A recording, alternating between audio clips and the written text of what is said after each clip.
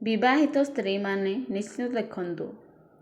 ନିୟମିତ ଭାବରେ କଦଳୀ ଗଛର ମୂଳରେ ଜଳ ଅର୍ପଣ କରିବା ଦ୍ୱାରା ଏବଂ ଘିଅ ଦୀପ ଜାଳିବା ଦ୍ୱାରା ଦରିଦ୍ରତା ଦୂର ହୋଇଥାଏ।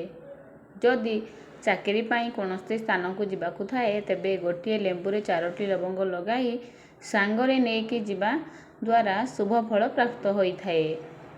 ବିବାହିତ ମହିଳାମାନେ ପ୍ରତ୍ୟେକ ଦିନ ଦୁର୍ଗା ଚାଳିଶା ପାଠ କରିବା ଦ୍ୱାରା ମଙ୍ଗଳକାରୀ ହୋଇଥାଏ ଏବଂ ଦାମ୍ପତ୍ୟ ଜୀବନ ଆସୁଥିବା ସମସ୍ୟା ଦୂର ହୋଇଥାଏ। କଦଳୀ ଗଛରେ ଲକ୍ଷ୍ମୀନାରାୟଣଙ୍କର ବାସ ହୋଇଥାଏ। ତେଣୁ ଦାମ୍ପତ୍ୟ ଜୀବନରେ ସୁଖ ଶାନ୍ତି ପ୍ରାପ୍ତି ପାଇଁ କଦଳୀ ଗଛକୁ ନିୟମିତ ଭାବେ ପୂଜା କରିବା ମଙ୍ଗଳକାରୀ ହୋଇଥାଏ। ରବିବାର ଦିନ ସୂର୍ଯ୍ୟଙ୍କୁ ଅର୍ଘ୍ୟ ଦାନ କରିବା ସମୟରେ ଜଳରେ ସିନ୍ଦୁର ଏବଂ ଖସା ମିଶାଇ ଅର୍ଘ୍ୟ ଦେଲେ ଆର୍ଥିକ ସ୍ଥିତି ମଜବୁତ ହୋଇଥାଏ।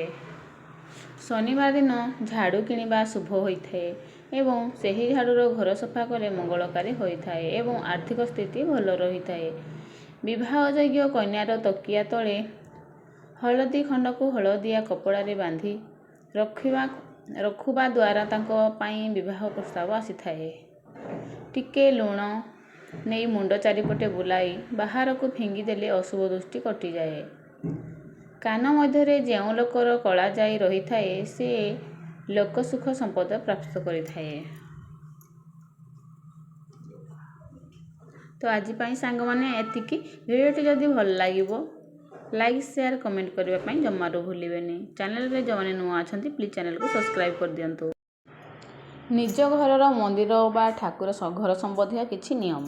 ନମ୍ବର 1, ପ୍ରତି ଶନିବାର ପୂଜା ଘର ବା ଠାକୁର ଘରକୁ ସଫା କରନ୍ତୁ।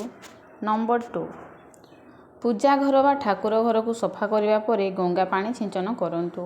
ନମ୍ବର 3, ଦୀପକୁ ପ୍ରତିଦିନ ସଫା କରିବା ପରେ ଘରେ ବା ମନ୍ଦିରରେ ଆଲୋକିତ କରନ୍ତୁ। ନମ୍ବର 4, ପୂଜା କରିବା ପରେ ଠାକୁର ଘରର ପରଦା ବା କବାଟକୁ ବନ୍ଦ କରନ୍ତୁ। ଘରର ବାସ୍ତୁ ସମ୍ବନ୍ଧୀୟ କିଛି ନିୟମ।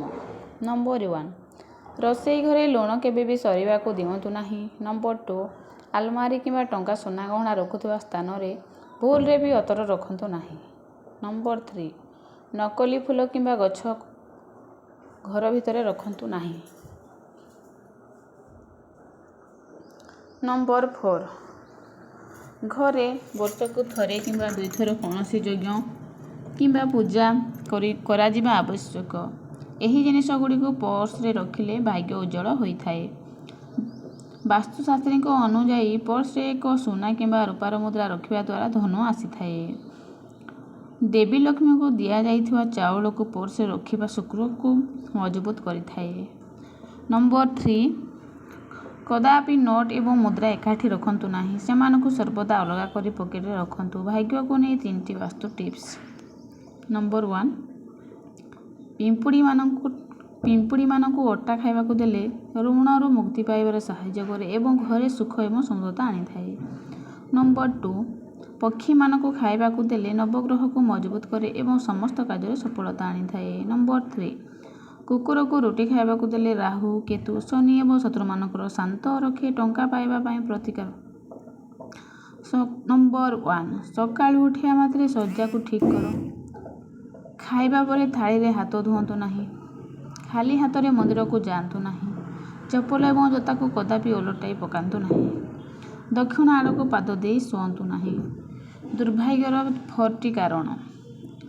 କାହାକୁ କିଛି ଦାନ ନ କରି ନିଜେ ସବୁତକ ଏକା ଏକା ଲୁଚିକରି ଖାଇବ ନେବା। ଅନ୍ୟର ଭାଗ ବି ଲୁଚେଇ ଏକା ଏକା ଖାଇ ନେବା। ବୃଦ୍ଧ ବୟସ୍କ କିମ୍ବା ପିଲାମାନଙ୍କ ସହିତ ପାତର ଅନ୍ତର କରିବା। ଦାନ କରିବା ବେଳେ ସର୍ବଦା କେବଳ ଜଣାଶୁଣା ଲୋକଙ୍କୁ ଦେବା। ଅନ୍ୟ ଆବଶ୍ୟକ ଲୋକଙ୍କୁ କିମ୍ବା ଭିକାରୀ ଗରିବକୁ ନ ଦେବା। ଘରର ଦ୍ୱାର କିମ୍ବା କବାଟରେ ଖୋଳ କିମ୍ବା ନଖରରେ ଅତ୍ୟଧିକ ଗାର ଟାଣିବା।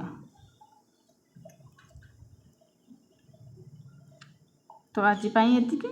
ରହୁଛି। ଧନ୍ୟବାଦ।